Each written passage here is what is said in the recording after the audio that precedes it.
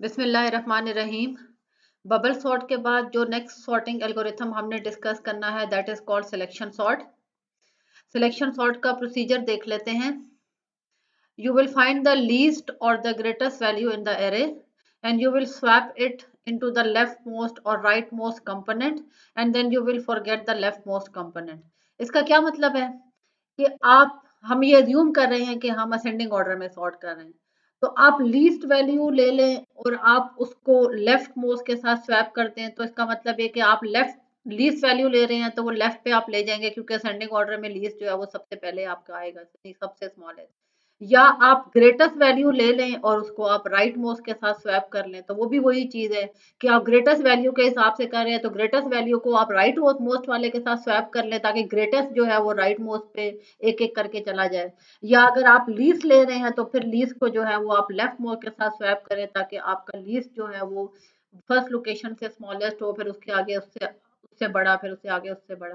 तो दोनों का मतलब एक ही है कि आप लीस्ट वैल्यू के साथ असेंडिंग ऑर्डर में सॉर्ट कर लें या आप ग्रेटेस्ट वैल्यू लेके असेंडिंग ऑर्डर में, जैसे हमने बबल सॉर्ट में किया था कि उसमें हर पास में ग्रेटेस्ट वैल्यू जो थी वो राइट साइड पे आ रही थी। तो यही यही कुछ आप सिलेक्शन सॉर्ट में कर सकते हैं, लेकिन दोनों ऑप्शन सिलेक्शन सॉर्ट में अवेलेबल हैं कि आप लीस्ट वैल्यू अगर फाइंड आउट करते हैं, स्मॉलेस्ट वैल्यू अगर पूरे एरे में फाइंड आउट करते हैं, तो आप उसको लेफ्ट मोस्ट कंपोनेंट के साथ स्वैप करते जाएं एक एक एक करके। और अगर आप ग्रेटेस्ट वैल्यू फाइंड आउट कर रहे हैं तो आप उसको राइट मोस्ट कंपोनेंट के साथ एक एक करके जो है वो स्वैप करते जाएं। दोनों का मतलब एक ही है कि आप असेंडिंग ऑर्डर में उसको सॉर्ट कर रहे हैं। और जब आप वो स्वैप कर लें लेफ्ट मोस्ट कंपोनेंट के साथ, तो फिर आप उस लेफ्ट मोस्ट कंपोनेंट को फॉरगेट करने का मतलब ये कि फिर आप अगली जो आइट्रेशन होगी या पास होगा जिसमें आप अगला स्मॉलेस्ट या ग्रेटेस्ट ढूंढेंगे, तो फिर आप उस कंपोनेंट को उसमें दोबारा कंसिडर नहीं करेंगे क्योंकि वो अपनी जगह पे आ चुका है। जैसे हमने बबल सॉर्ट में देखा था कि जब हमारा पहला पास कंप्लीट हुआ था तो हमारा ग्रेटेस्ट एलिमेंट राइट साइड पे आ गया था और हम नेक्स्ट पास में फिर एक कम कंपैरिजन करते थे क्योंकि उसको हम दोबारा कंसिडर नहीं करते थे। तो डू दिस रिपीटेडली का मतलब ये है कि उसी तरीके से जैसे बबल सॉर्ट में था, यहाँ पे भी आपको आइटरेशन या पासेस जो है वो करने पड़ेंगे। तो हम इसको देख लेते हैं स्टेप बाय स्टेप इसकी वर्किंग। हम एज्यूम करते हैं कि हमारे पास एक ए एरे है जिसमें हमने n एलिमेंट्स इंसर्ट किए हुए हैं और n एलिमेंट्स, अगेन एलिमेंट्स आपके न्यूमेरिक भी हो सकते हैं, अल्फाबेटिक भी हो सकते हैं, अल्फा न्यूमेरिक भी हो सकते हैं, किसी भी किस्म का आपका डेटा हो सकता है। तो सिलेक्शन सॉर्ट किस तरह से काम करेगा, अगर हम ये जो स्टेप्स लिखे हुए हैं ये लीस्ट वैल्यू के हिसाब से लिखे हैं कि आप क्या करेंगे पहले पास में कि आप लोकेशन फाइंड आउट करेंगे स्मॉलेस्ट एलिमेंट की तमाम एरे में से जो कि आपका शुरू हो रहा है A0 से और आपका खत्म हो रहा है कहाँ पे AN-1 पे। तो आप फर्स्ट पास में, पहले पास में जाहिर है आपके पास पूरा डेटा है, तो आप पूरे डेटा में से स्मॉलेस्ट एलिमेंट फाइंड आउट करके उसको आप लेफ्ट मोस्ट लोकेशन कौन सी है A0, यानी जो पहली लोकेशन है एरे की, उसके साथ आप उस एलिमेंट को एक्सचेंज कर देंगे या इंटरचेंज कर देंगे जो कि आपने स्मॉलेस्ट फाइंड आउट किया है। तो वो स्मॉलेस्ट एलिमेंट आपने जिस जगह पे फाइंड किया है उस इंडेक्स को हम LOC यानी लोकेशन कहेंगे। वहां पे जो एलिमेंट पड़ा है दैट इज ए लोकेशन, और आप उसको स्वैप करेंगे लेफ्ट मोस्ट एलिमेंट यानी जो A0 जो है वो आपका लेफ्ट मोस्ट है या पहली लोकेशन ऑफ द एरे है, ताकि इससे क्या हो कि आपका जो स्मॉलेस्ट एलिमेंट जो कहीं कहीं और पड़ा था एरे में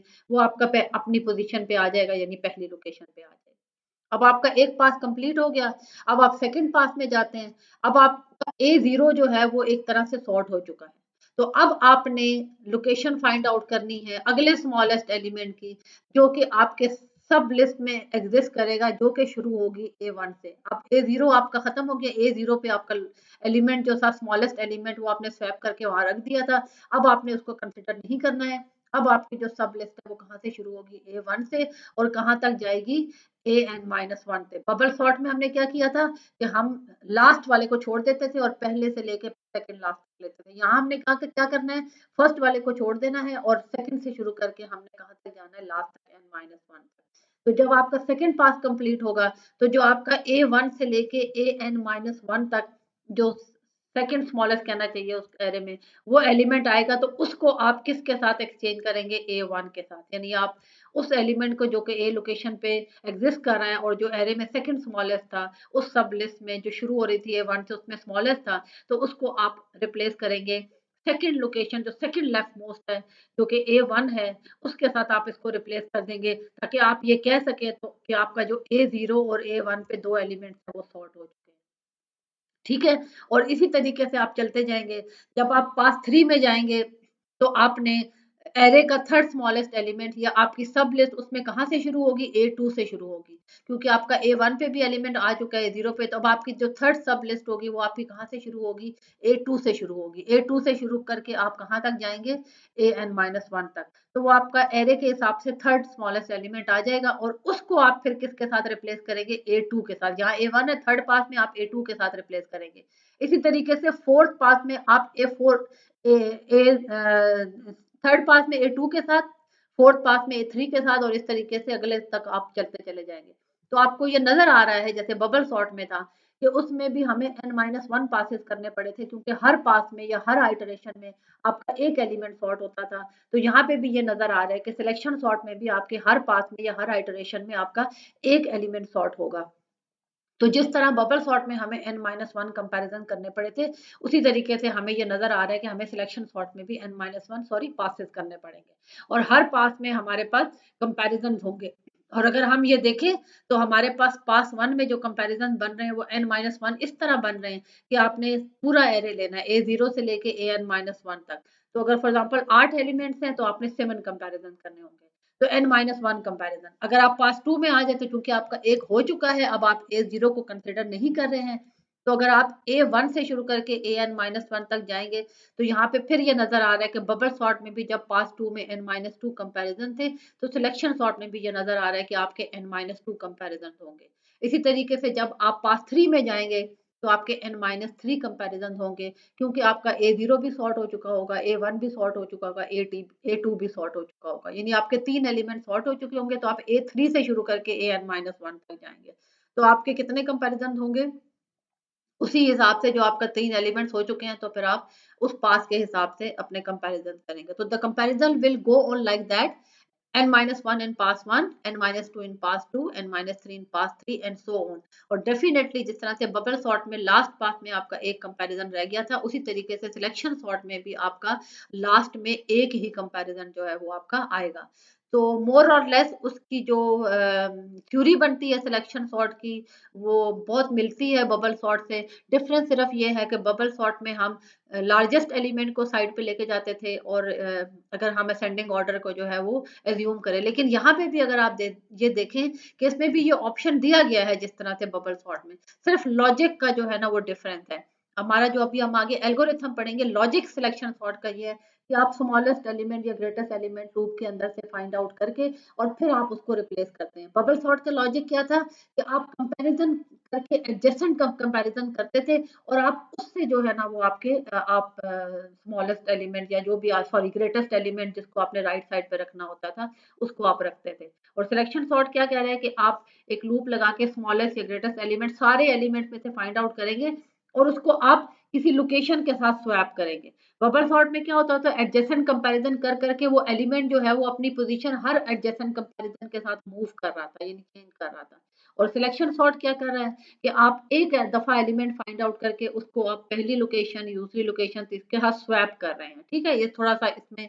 लॉजिक में इस तरह से डिफरेंस है। वरना अगर अदरवाइज आप देखें तो उसमें भी n-1 पासेस थे, इसमें भी n-1 पासेस हैं, उसमें भी हर पास में कंपैरिजन थे, इसमें भी हैं और उतने ही हैं पास 1 से लेके पास n-1 तक। और एक्सचेंजेस भी हैं, उसमें भी एक्सचेंजेस थे, इसमें भी एक्सचेंजेस हैं, सिर्फ यहाँ पे थोड़ा सा एक्सचेंजेस में डिफरेंस है और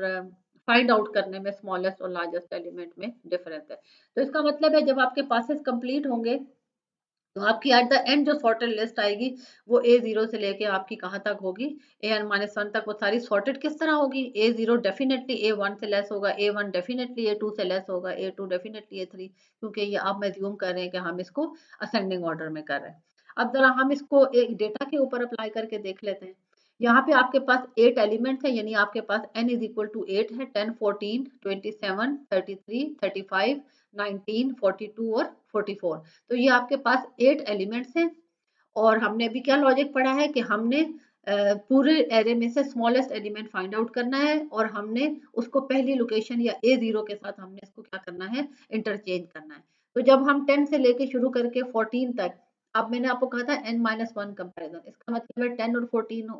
14 होंगे तो 1 होगा, फिर 14 और ये 27, 2, फिर 3, फिर 4, फिर 5, 6 और आखिर में कितना होगा, 7 कंपैरिजन होंगे। तो हर एक जो है वो किस तरह से कंपेयर होगा, हम ये अज्यूम करेंगे कि हमारा स्मॉलेस्ट हम कैसे फाइंड आउट करते हैं, वैसे भी जब हम आम कोडिंग में भी जब हम स्मॉलेस्ट एलिमेंट फाइंड आउट करते हैं या लार्जेस्ट एलिमेंट फाइंड आउट करते हैं, तो हमारा तरीका क्या होता है फाइंड आउट करने का, हम एज्यूम कर लेते हैं कि यार जो पहला एलिमेंट है एरे का वो आपका स्मॉलेस्ट एलिमेंट है, और आप इधर से 14 से ऑनवर्ड शुरू करके यहाँ तक जाते हैं और आप ये देखते हैं कि यार जो भी स्मॉलेस्ट होगा फिर हम उसको उसके साथ जो है उसकी, यदि अगर हमने कहा है कि फर्स्ट लोकेशन वाला स्मॉलेस्ट है और अगर अगर हमें कोई और मिलता है तो फिर हम उधर जाके लोकेशन सेट कर देते हैं कि अब ये स्मॉलेस्ट है, और फिर हम उससे अगले से ऑनवर्ड जो है फिर हम उसका स्मॉलेस्ट फाइंड आउट करना शुरू कर देते हैं। तो यही लॉजिक हम यहाँ पे सिलेक्शन सॉर्ट में भी स्मॉलेस्ट या लार्जेस्ट फाइंड आउट करने का करेंगे, ठीक है। तो हमें ये नजर आ रहा है कि इस पूरे एरे में आपका जो स्मॉलेस्ट है वो आपका क्या है, 10 ही है, जो कि आपकी पहली A0 लोकेशन पे पड़ा हुआ है। तो आपने ज़ाहिर ए लोकेशन को A0 के साथ स्वैप करना था, तो वो तो आपकी पहली उसी लोकेशन पे अपनी डिजायर्ड लोकेशन के ऊपर पड़ा हुआ है, तो डेफिनेटली अभी आप कोई इंटरचेंज जो है वो इसका नहीं कर सकते, ठीक है। अच्छा, अब हम जब अगले पे आते हैं, हम सेकंड स्मॉलेस्ट फाइंड आउट करने की कोशिश करते हैं,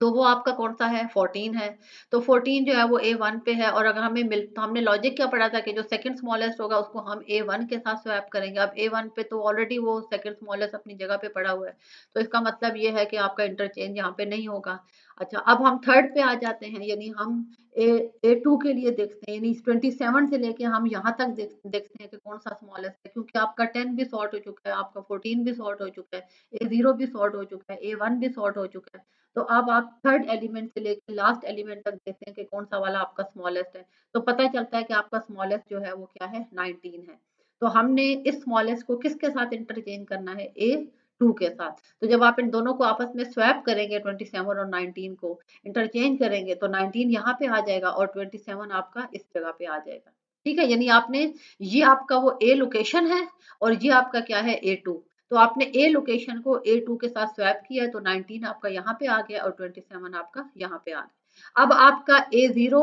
A1 और A2 ये सॉर्ट हो चुके हैं। इसका मतलब है अब आपने कहाँ से शुरू करना है, A3 से शुरू करना है, ठीक है। A3 4 5 6 7 3 या 4 से शुरू करना है, 4 5 6 7 8, 4 से लेके आपने 8 तक। अब आपकी ये सब लिस्ट है जो कि आपकी A3 से शुरू होके A7 तक जा रही है। तो इस सब लिस्ट में जब आप स्मॉलेस्ट फाइंड आउट करते हैं, तो वो आपको कौन सा वाला मिलता है, 27, ये स्मॉलेस्ट है। तो 27 को ये आपका ए लोकेशन हो गया, और ये वाला जो है वो आपका क्या है, A3। तो आप A3 को ए लोकेशन के साथ आपने इंटरचेंज करना है, तो आप 27 को A3 पे ले आते हैं, और ए लोकेशन जिसको हम कह रहे थे वहां पे आपका क्या आ गया था, इन दोनों को आप आपस में आपने इंटरचेंज कर दिया। तो अब आपके कौन कौन से एलिमेंट सॉर्ट हो गए हैं, A0 भी सॉर्ट हो गया, A1 भी सॉर्ट हो गया, A2 भी सॉर्ट हो गया, A3 भी सॉर्ट हो गया। अब आपकी जो सब लिस्ट है वो 35 से लेके 44 तक है, और 35 से लेके 44 तक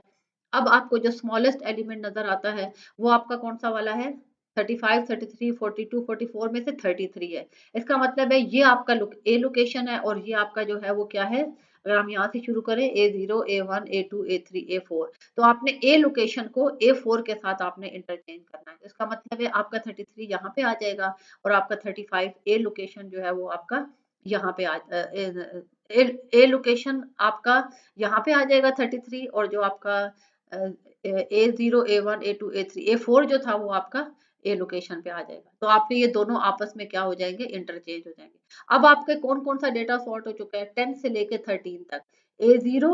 A1 A2 A3 A4 ये सॉर्ट हो चुका है, और आपने A5 A6 A7 ये आपकी सब लिस्ट है, व्हाइट कलर में भी आपको नजर आ रही है, ये आपने इसको अब सॉर्ट करना है। इसका मतलब ये है कि अब आप इन तीनों में से स्मॉलेस्ट देखेंगे, और जब आप इन तीनों में से स्मॉलेस्ट देखेंगे तो वो आपका यही है जिसको यहाँ पे लाना था, वो तो ऑलरेडी वहां पे है 35। तो इसका मतलब है कोई इंटरचेंज यहाँ पे नहीं होगी। फिर उसके बाद आपके 42 और 44 रह जाएंगे। 42 और 44 में से आप स्मॉलेस्ट फाइंड आउट करेंगे, वो भी उसी जगह पे है जहाँ पे उसको आप होना चाहिए था। तो यहाँ इसका मतलब है ये भी आपकी कोई इंटरचेंज नहीं होगी, और डेफिनेटली फिर लास्ट एलिमेंट तो उससे तो किसी के साथ वो नहीं होना है, वो एक ही एलिमेंट रह गया। तो ये पता चला सारे उसमें पूरे पासेस करके कि आपको n-1 पासेस करने हैं और आपने पहले पास से n-1 कंपैरिजन, दूसरे में 2, तीसरे में 3, इस तरीके से आपने कंपैरिजन करते जाना है और आपने स्मॉलेस्ट एलिमेंट फाइंड आउट कर करके आपने लेफ्ट मोस्ट जो पोजीशन होगी उसके साथ आपने उसको रिप्लेस करना है या इंटरचेंज करना है। अब हम इसका थोड़ा सा कोड देख लेते हैं जिस तरीके से ये काम करता है। ये आउटर आउटर लूप है जो कि आपका पासिस के लिए है या आइटरेशन के लिए, जिस तरह हमने बबल सॉर्ट में देखा था आउटर फॉर लूप। और अगर हम 0 से स्टार्ट करें तो लेस देन n लिखा है, अगर हम 1 स्टार्ट से करेंगे तो फिर आपका less than equal to n होगा। या फिर यहाँ पे ये अज्यूम करें अगर आपके 8 एलिमेंट्स हैं तो 0 है और लेस देन n का मतलब है लेस देन 8, तो लेस देन 8 जो है वो 7 होगा, तो वो 0 से लेके 7 तक आपके 8 ही बनते हैं। तो आप 8 कह लें या 7 कह लें, n कह लें या n-1 कह लें, इससे कोई फर्क नहीं पड़ता, क्योंकि जो आपका लास्ट पास होगा उसमें आपका एक ही एलिमेंट रह जाएगा। अगर आप उस पर ऑपरेशन अप्लाई करें भी तो उसका कोई फायदा नहीं। तो आप n कह दें या n-1 कह दें, दोनों जो है एट द एंड जाके आप इसको बिग ओ n ही कहते हैं। तो दैट डजंट मैटर अगर आपका एक एक्स्ट्रा पास जो है वो अगर आप लगा रहे हैं, ठीक है, इससे कोई फर्क नहीं पड़ता ना लगाएं या लगाएं। तो मोटी बात ये है कि आपके जो पासेस होंगे वो आपके n-1 होंगे, यानी जितना n है उससे कम होंगे, जैसे बबल सॉर्ट में थे। और हम क्या करते हैं, अब हम पहले पास पे आ रहे हैं, तो अगर हम i की वैल्यू 0 है तो हम कहते हैं कि हमारी जो पहली लोकेशन का एलिमेंट था वो हमें ज्यूम करते हैं कि वो लीस्ट है। मैंने आपको पहले भी बताया कि हम आर्म कोडिंग में भी जब स्मॉलेस्ट एलिमेंट किसी डेटा में से, अरे में से फाइंड आउट करना चाहते हैं तो हम ज्यूम करते हैं कि जो पहली लोकेशन पे पड़ा है जहां से लूप शुरू हो रहा है वो स्मॉलेस्ट है। और least is equal to ai का मतलब है एलिमेंट उठा रहे हैं लीस्ट में डाल रहे हैं, और p is equal to i का मतलब है लोकेशन डाल रहे हैं i की। इसका मतलब है i की वैल्यू 0 है तो p की वैल्यू भी 0 हो जाएगी। और लीस्ट इज इक्वल टू ए 0 का मतलब है कि ए 0 पे जो एलिमेंट पड़ा है वो लीस्ट में आ जाएगा। According to this example least में आपका 10 आ जाएगा और p में आपका 0 आ जाएगा, यानी p इस वक्त 0 पे है और लीस्ट में इस वक्त क्या है 10 है। यानी आपने लोकेशन भी बतानी है, आपने एलिमेंट भी बताना है। और फिर आप उससे एक स्टेप आगे से, क्योंकि आपने वो एज्यूम कर लिया कि 10 स्मॉलेस्ट है, तो अब आप उससे आगे से शुरू करेंगे। जो इनर लूप है जो कि कंपैरिजन करने जा रहा है वो i+1 से शुरू होगा, यानी i 0 पे है तो i+1 मीन 1 से लेके n तक जाएगा और ये देखेगा कि अगर उनमें से कोई भी ऐसा एलिमेंट है जो कि ai से लेस है, ठीक है, हमने ज्यूम किया कि ai वाला लीस्ट है, यानी जो 0 पे पड़ा था, ये जो 10 था, ये वाला हमने ज्यूम किया कि ये लीस्ट है और लोकेशन भी इस वक्त p इज इक्वल टू 0 है, तो हमने i+1 यानी 14 से लेके आखिर तक हम गए और हमने देखा कि अगर इनमें से कोई स्मॉलेस्ट होगा जिसको हम j के साथ कर रहे हैं, ये जो 14 से शुरू होकर 44 तक जा रहा है वो आपका j से जा रहा है, तो आप कहते हैं कि j से देखना है अगर कोई भी a j पे जो एलिमेंट है वो ai से अगर लेस है तो आप लीस्ट को वहां से उठा के आप कहें कि अब लीस्ट आपका कौन सा है, a j है। और आपकी लोकेशन जाहिर है डेफिनेटली जब आपका लीस्ट आपका चेंज हुआ है तो आपकी लोकेशन भी फिर वहां से उठ के जो है वो जे तक आ जाएगी। ये चीज अगर मैं यहाँ पे करूं, फॉर एग्जाम्पल जब हमें यहाँ पे 19 स्मॉलेस्ट मिला था, तो इसका मतलब है कि उस वक्त जो आपका आई था, अगर मैं शुरू करूं i01, आई आपका 2 के ऊपर था, आई आपका 2 पे था और आपने 3 से ऑनवर्ड शुरू किया था, 3 से लेके एंड तक आपको पता चला 3 फिफ्थ पे जब आप आए तो आपको पता चला कि जो जे की पोजीशन 5 थी, तो ए जे पे जो 19 पड़ा था वो आपका इस लीस्ट के साथ जो है उससे स्मॉलर था, क्योंकि आपने एज्यूम किया कि ये लीस्ट है। यानी आपने आपकी आई की वैल्यू 2 थी तो i2 पे आपने ये कहा जो पड़ा हुआ है वो लीस्ट है, और फिर आपने j is equal to i+1 यानी 33 से शुरू करके आप 44 तक गए और आपने कहा कि दरमियान में कोई भी अगर a j जो है वो लीस्ट से अगर छोटा हो जाए या a i से छोटा हो जाए तो इसका मतलब है कि अब आपका लीस्ट जो है वो आपका कौन सा वाला हो गया है, ए जे हो गया है, और आपका p भी वहां पे चला जाएगा और फिर आप इन दोनों को आपस में क्या कर देंगे, इंटरचेंज कर। अच्छा, ये लूप कंप्लीट चलेगा। ऐसा नहीं है कि आपको 19 मिल गया है तो उससे आगे लीस्ट नहीं हो सकता, इससे आगे भी लीस्ट हो सकता है। तो अगर 27 से लीस्ट 19 है और लेट सपोज यहाँ पे अगर 18 होता है 19 के बाद, तो इसका मतलब है फिर वो आपका लीस्ट 19 हो गया था, उसको छोड़ के लीस्ट 19 पे आया था, तो इसका मतलब है जब ये इससे स्मॉलर होगा तो फिर वो उसके साथ कंपेयर करेगा, फिर वो लीस्ट वहां से हट के आपका इस जगह के ऊपर आ जाएगा। तो इसका मतलब है पूरे एरे जो आपका इनर इनर वाला लूप है वो सारा आपका एन तक कंप्लीट होना है, ठीक है, और उसमें से फिर आपका जो लीस्ट है, जो सबसे लीस्ट आपको मिलेगा वो आपने करना है। तो वो तभी पॉसिबल है जब आपका जे लूप जो है वो टोटल जाके एन तक कंप्लीट हो, और वो जो स्मॉलेस्ट है वो अपनी वैल्यू चेंज करता रहेगा, आपका जो लीस्ट है वो ए जे पे बदलता रहेगा और इस तरह आपका जो पी लोकेशन है वो भी आपकी जे पे बदलती रहेगी। तो जब आप इस लूप से बाहर निकलेंगे तो आपके पास लीस्ट एलिमेंट जो है वो आ जाएगा और आप फिर उसको सिंपली स्वैप कर देंगे। किसके साथ? वो AI के साथ, जिसको आपने स्मॉलेस्ट जो है वो एज्यूम किया था। जैसे हमने यहाँ पे 27 को स्मॉलेस्ट एज्यूम किया था, तो जब हमने एंड तक चले गए और हमें वहां से पता चला कि जो लीस्ट आया वो 19 है, तो वो हमने ए जे को जो है फिर AI के साथ, आपका यहाँ पे आपने AI को AP के साथ, वो लोकेशन जो आपकी चेंज हो रही थी उसको P के साथ करें कि AI को फिर आप AP के साथ क्या कर देंगे? स्वैप कर देंगे। ये अभी हमने पहली आइट्रेशन किया या पहला पास किया है। इसी तरीके से हम i इज इक्वल टू 1 पे जाएंगे, फिर i इज इक्वल टू 2 पे, फिर 3 तक। तो इसका मतलब है ये जो आउटर वाला लूप है ये आपके सारा पासेस के लिए है, और जो इनर वाला लूप है वो आपका हर पास में आपने जो स्मॉलेस्ट एलिमेंट फाइंड आउट करना है उसके लिए है। ठीक है, तो अगर हम यहाँ पे ही देखें तो हमें पता चलता है कि हम n ही